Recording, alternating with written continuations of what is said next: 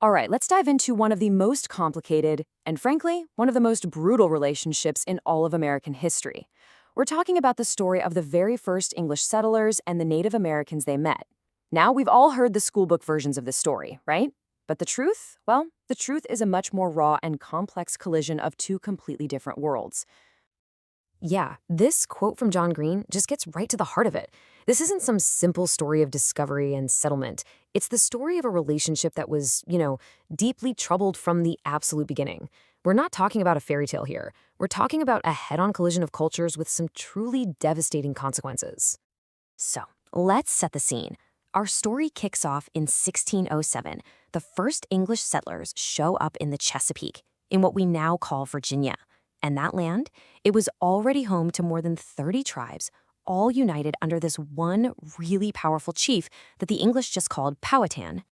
Okay, so it's absolutely crucial to see this from Powhatan's point of view. He wasn't just some passive bystander. No, he was a really shrewd leader. He took one look at these English guys and saw two things right away. One, they were completely clueless about how to survive here. But two, they had guns. And for him, that wasn't just a threat, it was a strategic opportunity. And this realization led to an early partnership that, for a little while, was actually pretty good for both sides. The English had things like iron tools and cloth, stuff that was a total game changer for the natives. And in return, the natives gave them furs and, most importantly, the food that literally kept these starving colonists alive. For a brief moment, it actually worked. And this is where we've got to bust a pretty famous myth. You know that whole Disney story of Pocahontas saving John Smith's life? Well, yeah, that was almost certainly a staged ritual that her dad, Powhatan, set up to show that he was the one in charge. She never married Smith. What really happened is that she was kidnapped by the English in 1613, held for ransom, and eventually married another Englishman, John Rolfe. It's a much darker, more complicated story.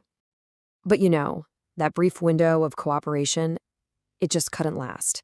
As more and more English settlers started pouring in, it became painfully obvious that they weren't just here to trade. They were here to stay. And their way of life was fundamentally, completely incompatible with the Native American way of life.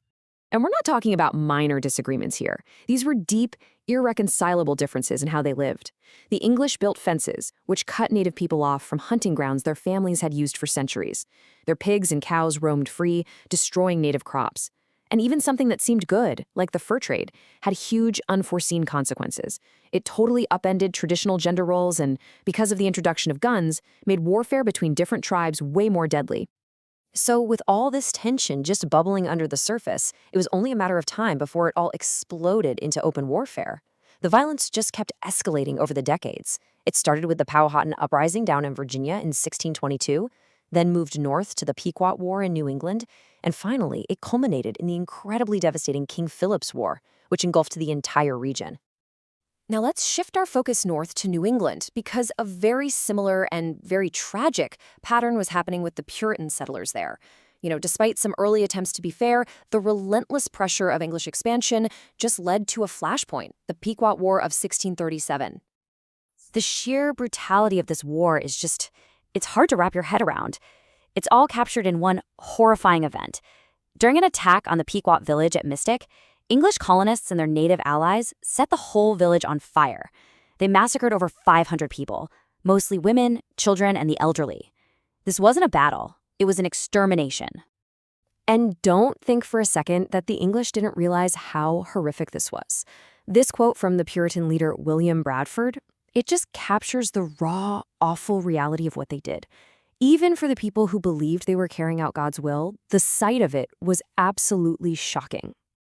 Okay, so fast forward nearly 40 years, and you get to the biggest and bloodiest conflict of them all, King Philip's War. It was led by the Wampanoag chief Metacom, who the English called King Philip. This was in a lot of ways a final, desperate, all-out attempt by the native peoples of New England to stop the English advance for good. The scale of this war was just staggering. I mean, look at these numbers. Native warriors attacked nearly half of all the English towns in the entire region. Thousands died on both sides, but the native population suffered the most catastrophic losses. In fact, if you adjust for the population back then, it was one of the deadliest wars in American history. Period. The fighting was just marked by this extreme brutality, and that's because both sides knew this was a war for survival. The English committed horrific massacres of native villages. After they finally killed Metacam, they put his head on a pike and displayed it for over 20 years as a warning. On the other side, native warriors didn't just fight colonists. They would attack their livestock and farms, which was a kind of symbolic violence against the very way of life that was threatening to wipe them out. But maybe the most revealing thing about this war is what it shows us about how the Puritans saw the world. Check out this quote. This isn't from someone's private diary. This is from an official law passed in Massachusetts in 1675. The language they use here is just astonishing. This one document, it tells you everything you need to know. The Puritans didn't just see this as a war against natives. They truly believed that God was using the natives to punish them for their own sins. They thought their great mission to build a perfect Christian society in America was already failing, and this war was the proof. So for them, this conflict was just as much an internal spiritual crisis as it was an external war.